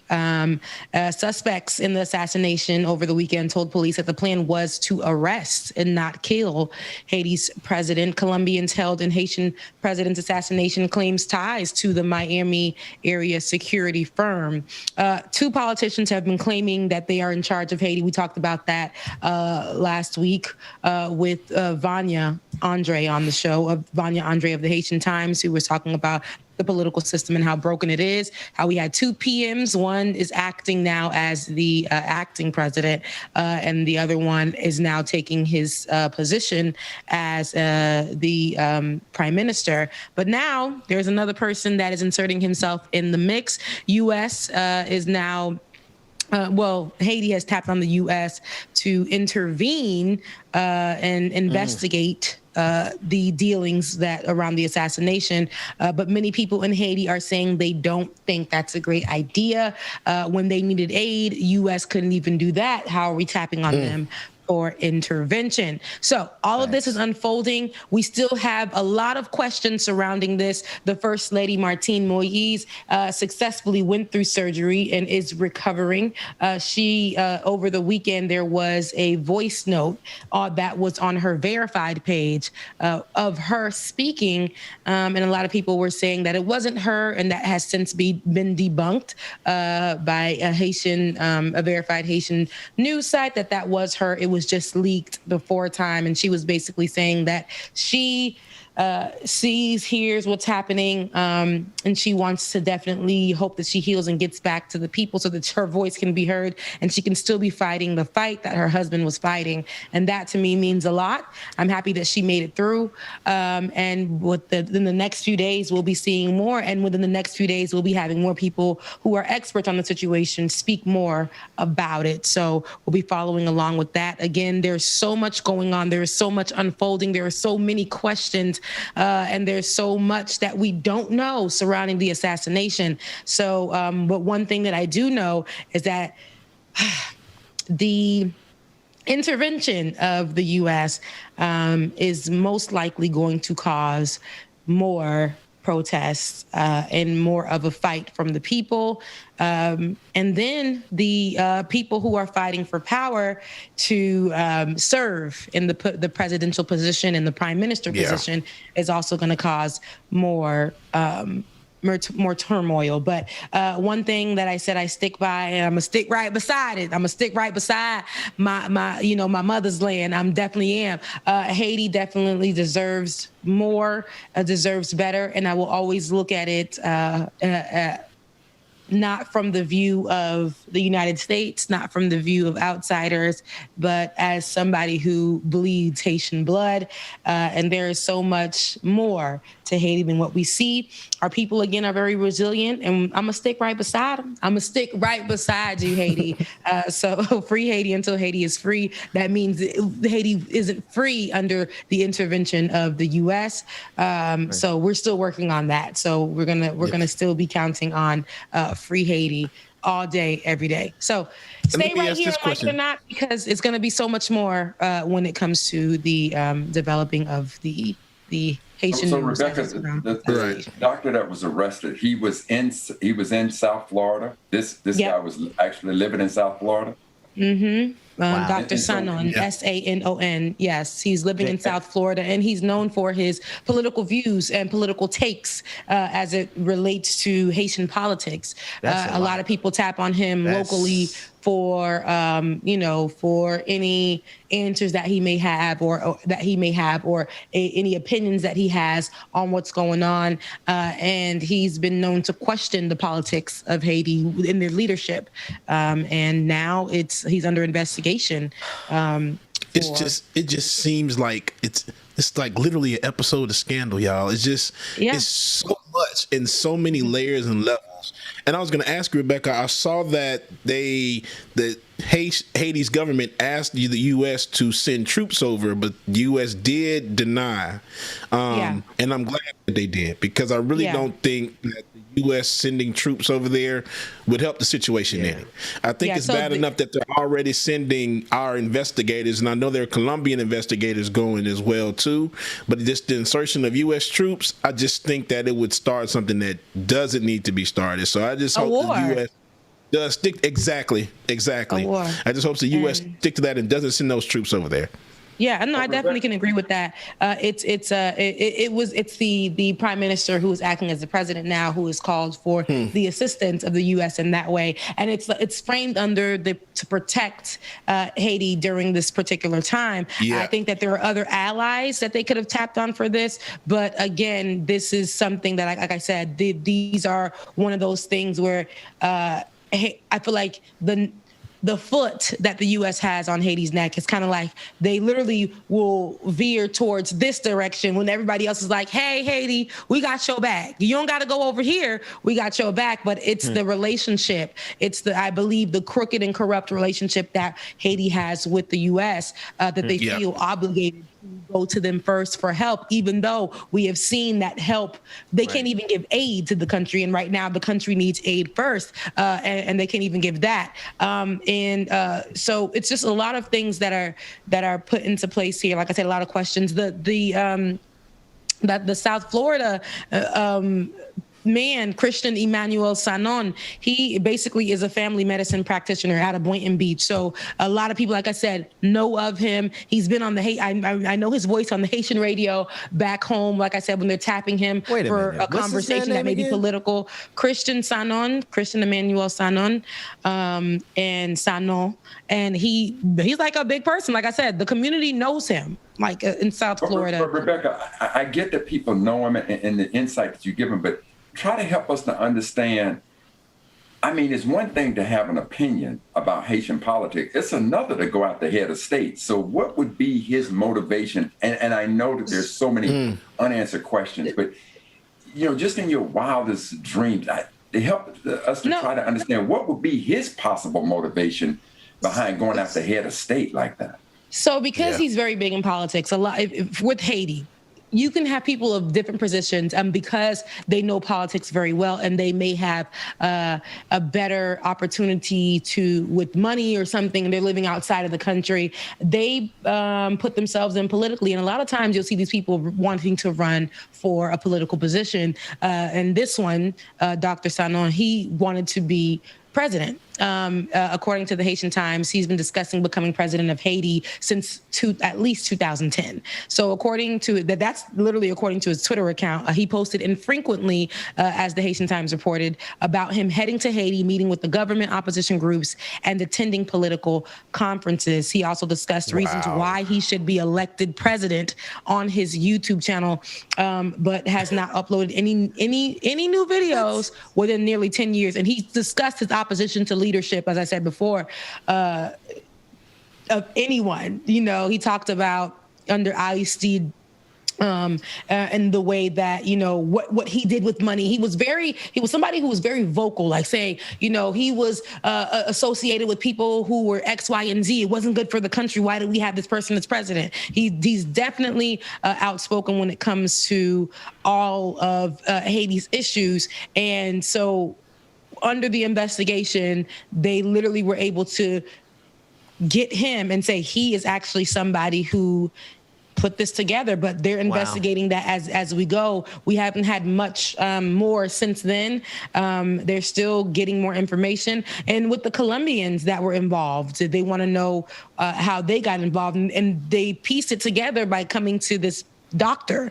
They're saying that he was the one that strategically led it to be in this way. The Colombians that were caught, once again, were saying it was not supposed to end the way that it did. They weren't supposed to kill him, more so arrest him. And that was, and that's where we're at with it now. So yeah. It's so deep, because I know that one of the Colombians' sister put out a statement as well too, saying that her brother wouldn't do anything like this, and like the night before he texted her saying that he was okay, that there was a shootout, but that he was fine and everything was okay. Like they were going to protect an official, a government official, but they didn't know who it was or what was going on. So now, then the next day, of course, he was killed in the gunfire during the battle. But it's just like so many layers and levels to this, y'all. It's just, once everything comes out, it's just like, oh my gosh, it's really? But here's the interesting thing about that, though, Bubba. With Haitian politics, and with so many people having their hands in it, specifically the U.S. government, there are going to be a lot of key things that we never find out. Now, the people of Haiti, they took it upon themselves to go out and get some answers. Literally the night before, they got a few clues, and they were like, we're not going to wait on this. You guys are waiting a little bit too long. We're not going to wait on this. Heading out, we're going to go find some people, and they took it upon themselves. And the four of the alleged assailants have since been murdered. Okay, and this is not by government officials; this is by the people of the streets. They were like, "You guys came in and you killed, you assassinated, you were part of an assassination of our president, whether we agreed with what he was doing in the country or not." Knowing that another country and other people have affiliated themselves and assassinated our president, we got to take it upon ourselves to get this together, because we know our government is broken. So this is going to be upon us to get this together. And this is what's been happening. They've been taken to the streets trying to piece together some things. And like I said, 4 of those alleged assailants have been since murdered. There's so much footage going around on WhatsApp of them literally taking them people into questioning of their own in random vans. They're literally walking up the mountain and saying, you can't come to our country and do this. We got y'all. And they put them on camera and all kinds of things. Some of these things are very triggering, which I've had to tell people on WhatsApp. You can't show dead bodies just like that. You can't keep showing that. But for people in Haiti, they're used to seeing that. So they're sending it off saying, look what we did. Look what we did as a people. Look what we're doing when our government doesn't hear us or doesn't listen to us. Look what we did as a people. So it's very. I can't even imagine. Go ahead. So Rebecca, the doctor that they arrested in South Florida, has he been extradited back to Haiti, or is he in custody here in America? So far they haven't said if he's been back yet. I haven't gotten any information if he's been back yet, but he is being investigated. So most likely they will be taking him back to Haiti. That's what they've been doing for questioning. But we'll see how that goes. But we know that as of right now, you know, they know for sure that Dr. Sanon is connected to the leader of what's going on. Oh, wait. That's so crazy. Yeah. The leader. Yeah. That's so wild. We'll find out more as it goes on. I mean, and the shock of everyone online when we found out this man allegedly is the leader of it all. The videos that had started coming out, and then it started making sense to us, you know, hearing him speak on leadership in Haiti years ago, and, you know, hearing him speak on the state of Haiti and what it should look like, and his aggression. And mind you, there's a lot of people who speak like this. If you know anyone like a Haitian dad, they usually talk in this sense, you know, they usually talk in this way. But there are people who are connected with the government who probably have been who have been a part of murders in Haiti and that have gotten away with it. But in this particular time, I think what's going to come out about this man is going to be an eye opener about how, like I said, broken our system is and how easily they can get and partner with our corrupt government and walk in and assassinate the president just like that. Because I'm sorry. I'm sorry. I don't seem that. He don't seem that. How can two things? And Dr. Mack, I'll give it to you. One, I get disagreeing with somebody on their politics, but going all the way to the point of assassination is next level, like the highest level. And I'm just curious, like, why this guy in the United States believes so much in his particular viewpoint of what Haiti should be doing that he would be willing to go all the way to killing this person. But then two, Rebecca, like, he doesn't strike me as a guy, and maybe I just don't know enough about him. But to be able to pull off an assassination as the leader versus like somebody who's a part of it, that's huge. So Ben, you never know. Are people in Haiti they are buying this? No. So a lot of people in Haiti are saying there's so much more to it, but no, Ben, you never know. These people. I went to Haiti, and just like a few years ago, and I went to Haiti like 2 years ago, I believe it was, and I sat near government officials, and I spoke with a guy that was running for mayor of a certain town, and we were just having conversations. And I said it was him, government officials, and it was gang members. And I was at a christening, and it was local celebrities, gang members, government officials, police officers, all together. And I was speaking and trying to get some insight on about this guy who was running for a mayoral position in that particular area. And he was telling me, hey, you see us all here sitting together. We all work together because we know that if I can get these gang members to be on my side, they can do things for me. They can be our protectors. They can do things for me. And a lot of the government officials literally seek out the gang members to do a lot of their dirty work, to scare communities, to make sure that if there's an election that's going to happen, then they'll be the ones to win it. Then they'll murder or threaten family members or things like that.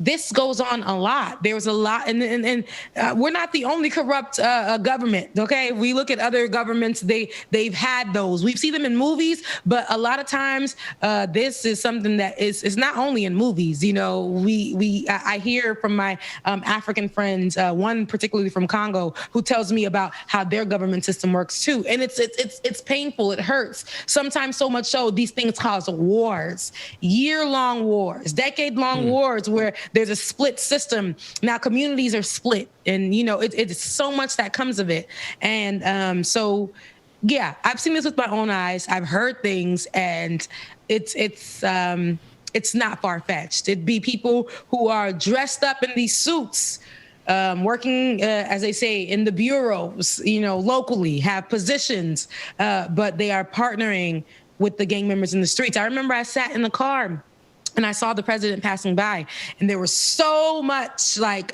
protection and security around him. We all had to pull to the side on the mountain, literally, so that he can pass by. But then I remember coming down and being in the city and watching police officers pull up like bandits with guns just out as pedestrians. All of us were just in the streets, faces covered and tied, and just pulling up with guns.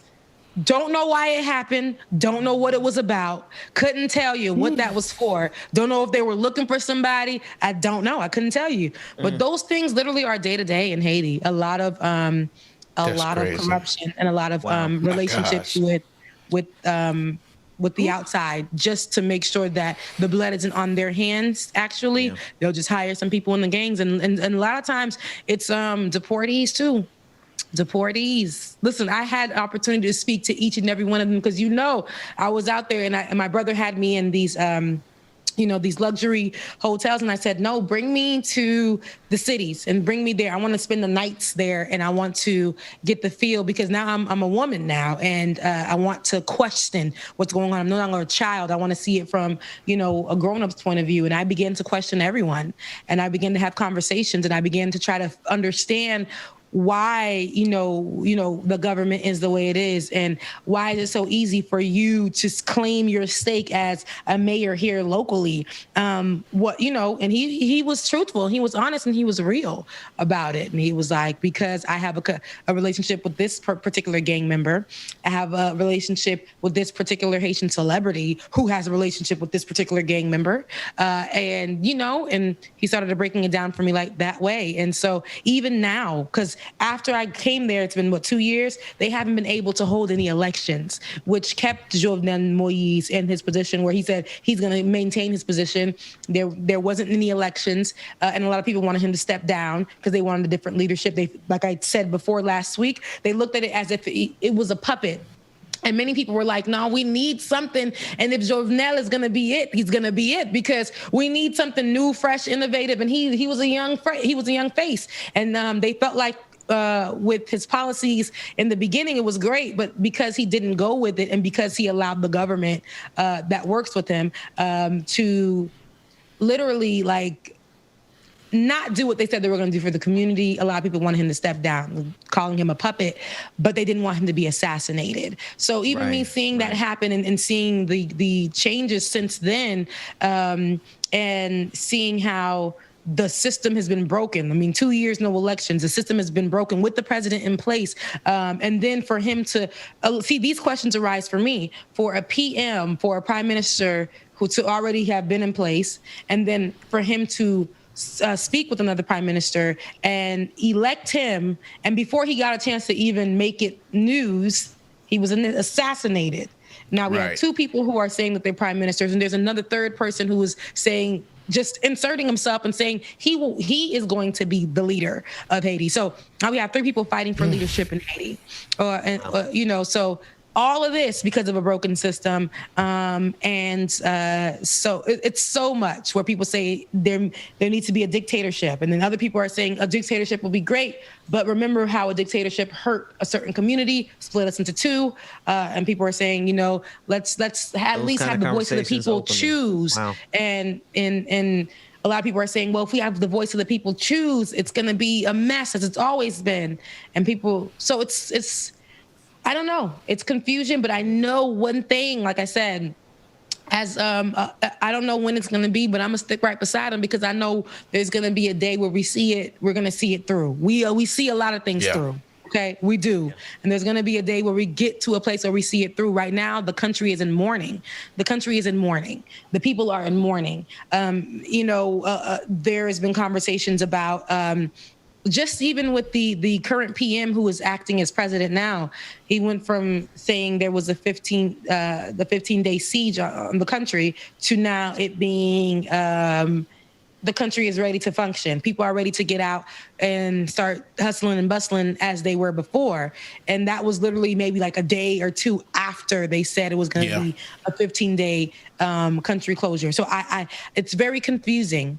It's very confusing, but it lets us know that there's a lot of corruption in place, and there's a lot of relationships that have been formed to lead us to the assassination of the former president, Jovenel Moïse. So we'll have people on the show this week to give us more insight. Yeah. I know it sounds like a damn soap opera. It sounds like drama. I told you, Scan. A lot of craziness.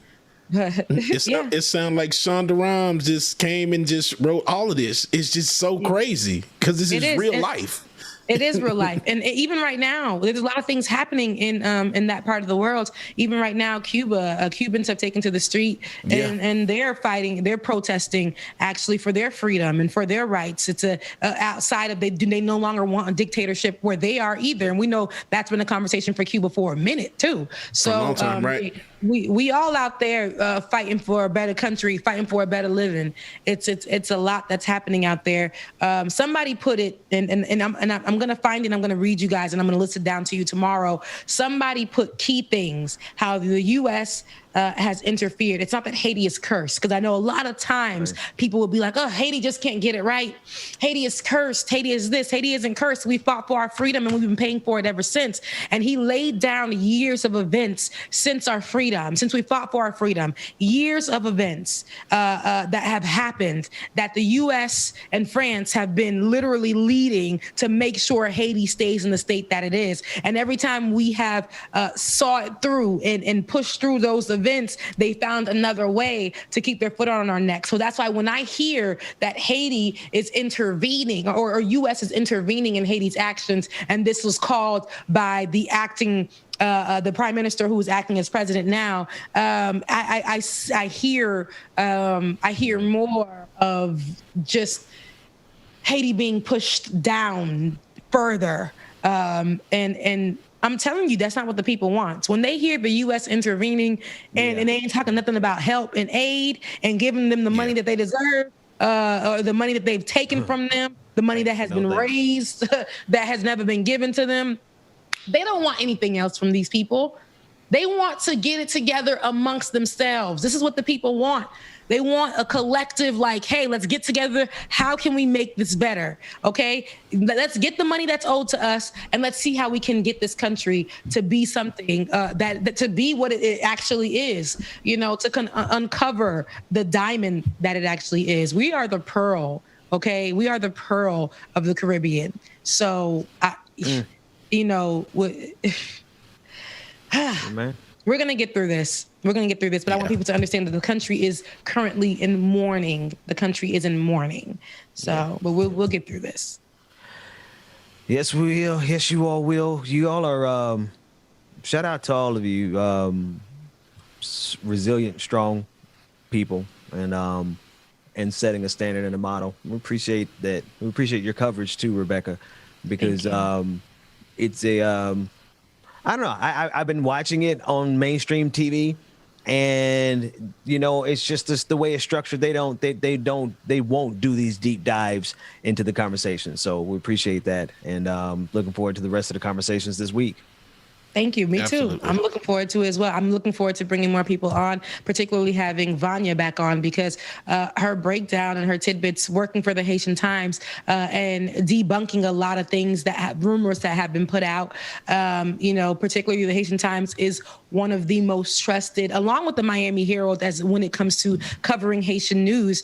They're one of the most trusted sources when it comes to these, because these news, when it comes to news and how it develops out of Haiti, these people literally make sure that they're getting the news from people on the ground, from journalists on the ground. So I definitely can't wait to have her back on. I'm going to reach back out to her. And there's a particular other person who studies Haitian politics that I've reached out to, and we've been in talks. Hopefully we can get him on the show this week to have a better understanding of what's going on politically and how that's going to affect Haiti moving forward. So stay tuned right here on Like It or Not as we get more news surrounding Haiti.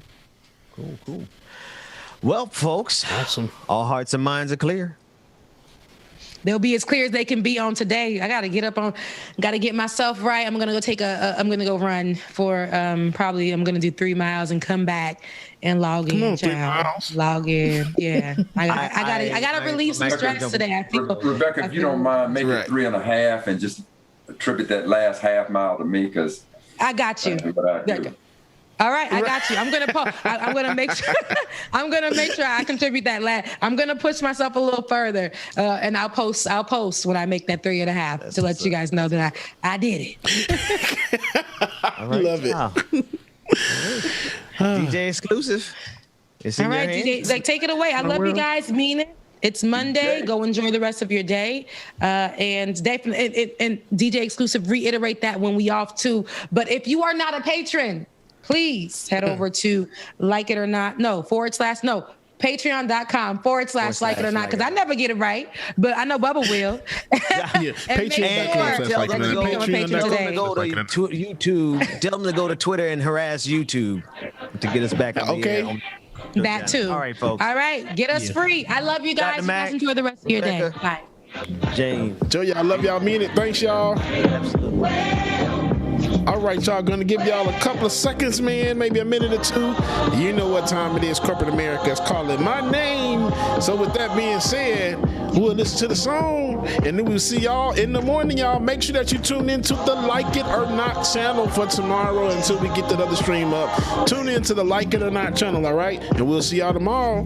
Deuces. Look, I'm in line with the stars, I'm in sync with the earth. 10 toes deep, flower child from the turf. I never switch sides, like even when I die, I'm a ride for the squad. Lot of ties in the hearse. I've been on the vibe, kinda hard to describe. I'm in between, I'm good and it's fine, but I'm tired of the grind. Then I come alive in the night to realize I'm in the middle of the time of my life. I never so packed for the stack, never lied on the rap. Got a bag from the way that I write it. Queen looking Tyson, do that ass survive, doing 80 to the house. Then I hit her to the sky, change haters on a tirade.